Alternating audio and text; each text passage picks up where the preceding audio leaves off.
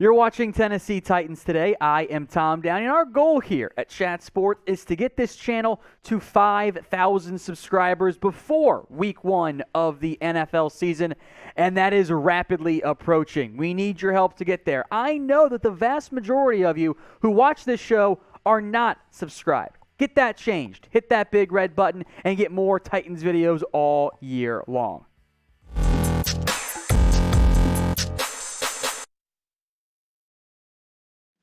Tom Downey here for Tennessee Titans today, and we've got some more training camp news, notes, takeaways, tidbits, whatever fun word you want to use to describe it. And we begin with some hype around rookie quarterback Malik Willis.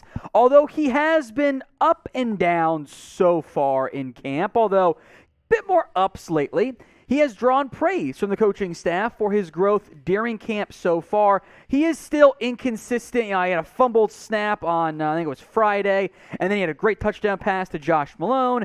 Then he got picked off today during camp, but that was on a tip, so you can't count it too much there. The highs are there. The lows are still there, but not as frequently as maybe they were early on in training camp. Here's what quarterbacks coach Pat O'Hara has had to say about the third-round pick. Quote, he's been able to retain information really well, and so his decision-making, which we monitor, has been very good for a rookie. And the things he hasn't had to do before, relative to working from the pocket, his feet need to catch up with his mind. It's getting better. It takes time. Malik has a very strong arm and a really cool skill set, but you can't always rely on that all the time. These windows are tight. The geography is different with the hash marks in the program, which makes a big difference, in my opinion. The offense that Willis ran at Liberty, and this is kind of what Pat O'Hara is alluding to, is not an NFL one. That was a almost only outside throws, one read type of stuff, if not there, tuck and run. The arm strength is there.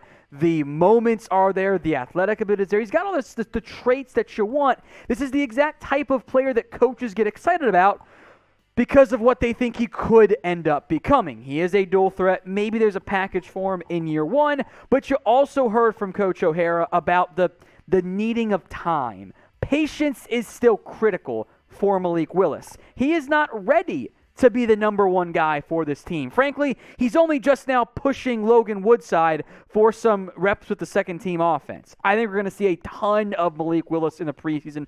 Because of that, Tennessee is one of the more exciting teams to watch in preseason, even though we know that it's not always the most real football from NFL expectation standpoint. But Willis, I think, will make some big-time splash plays in the preseason. I bet his highlight reel is up there with any rookie quarterback, at least in the preseason. Now, when it comes to long-term, do you believe in Malik Willis? Can he be a franchise quarterback for this team? Y for yes, N for no. This will be the pinned comment on today's show. Did not mean to rhyme, but if the ad break comes on YouTube, take advantage of it. Head down there, type in Y for yes or N for no. Let's talk Racy McMath now. The second-year wide receiver continues to be one of the biggest camp winners so far. And that's a big deal given, kind of like Malik Willis, the tantalizing skill set that exists for McMath. Here's what wide receivers coach Rob Moore had to say about the second-year player out of LSU.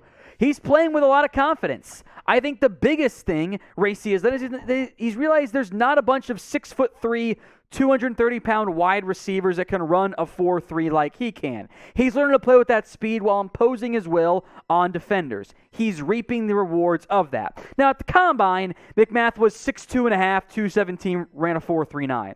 Still really impressive stuff. He has bulked up since leaving LSU. He is fighting very hard for a roster spot. But I do believe McMath will make it. And I wonder if, and I've talked a lot about this before, about, you're looking for that vertical threat. You're looking for that speedy guy on the outside.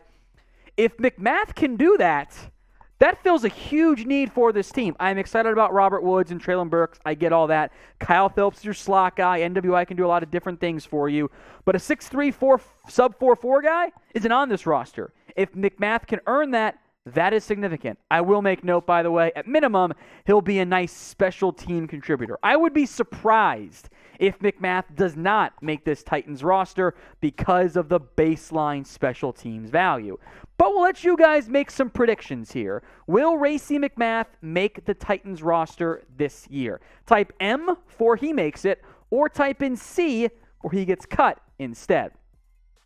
Looking now at the offensive battle or roster battle at the right tackle spot. Nicholas Petit-Frere, the rookie out of Ohio State, did get some reps with the ones at training camp recently, which is noteworthy because I think it indicates that head coach Mike Vrabel and company, they want that right tackle job to be a real one, an actual competition along the offensive line. I still believe Dillon Radunz is your favorite to win the job, and I think if you got an honest answer out of Tennessee and the organization about, okay, who do you want to win the job?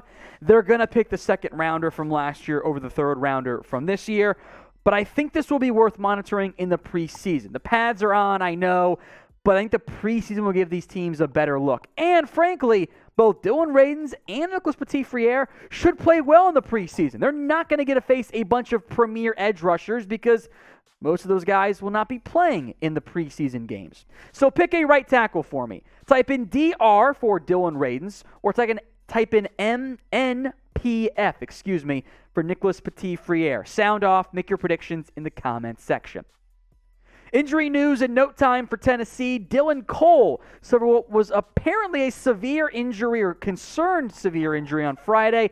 Not the case. He's okay. He's avoided anything serious per media reports out of Tennessee. That's a huge deal because that could be a nice backup special teamer for you. Good news on Cole. Maybe not so good news elsewhere. Cody Hollister is banged up. These are 5 Titans, by the way, who missed some time at camp on Sunday, have been banged up, especially Elijah Molden. That one we'll go more in depth on here in a minute. Amani Hooker has missed time. Tommy Hudson, Danico Autry. The Titans are very tight-lipped when it comes to injuries. They don't let any information out if they can avoid it, which leads to maybe more panic than there needs to be sometimes, including around one, Elijah Molden. He's been out for over a week now after he came up limping following a drill. It doesn't appear to be bad. He wasn't placed on IR or anything, but there's really no firm update on Molden. Hopefully, he comes back in the near future. I'd love to have him fully healthy as the Titans have a very strong defense, and Molden is a part of that. Now, if you want even more Titans videos, then subscribe. I think it's a pretty fair offer. I get to feed my family, producer Jack gets to feed his cats, and you get free Titans videos every single day. So if you haven't already, hit that big red button right now. Let's talk quarterback time. Ryan Tannehill continues to be a pretty strong shower so far in camp. Updated numbers of his. Shout out Jim Wyatt, Titans Online, for tracking it. 93 of 128. That's 72.7%. 2 interceptions. Of course, one of them came today by Roger McCreary, because of who else would pick off Ryan Tannehill. McCreary, one of the biggest winners in Titans camp so far. He's been a baller. Congrats to Tannehill for playing well and McCreary for looking like a key part of this defense, at least as a key top-end reserve option. So let's do Madden style for this next question. Rate Ryan Tannehill as a player. 1 to 100. Now, we know the actual Madden rating. He's not going to say it because I don't want to, cloud your judgment if you don't know it already. 1 to 100. How would you rate Tannehill as a quarterback in the NFL? Drop those ratings for me in the comments section. One last note before we go. How about Randy Bullock? And I know that there had been some hope, expectations, hype a little bit for UDFA Caleb Shudik. He's been hurt really since rookie minicamp. He's missed time. He's on the PUP list. I don't know if he's going to play this year. He might end up being an injury stash. But Randy Bullock has fared very, very well as the Titans kicker so far. He's 49 of 52 on his attempts. He's missed 3. You can do the math. That's a really awesome percentage. I feel quite confident in stating this.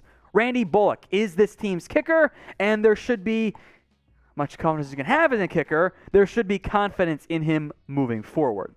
Now, if you made it to the end of today's video, that makes you a real one. It means you're enjoying our stuff here at Titans Today, and I assume, of course, that you are also subscribed in the process. We want to show you guys some love with little hearts on your comments. If you made it to the end of today's Titans video, show it Show us that you're a real one by typing or spamming real one in the comments section.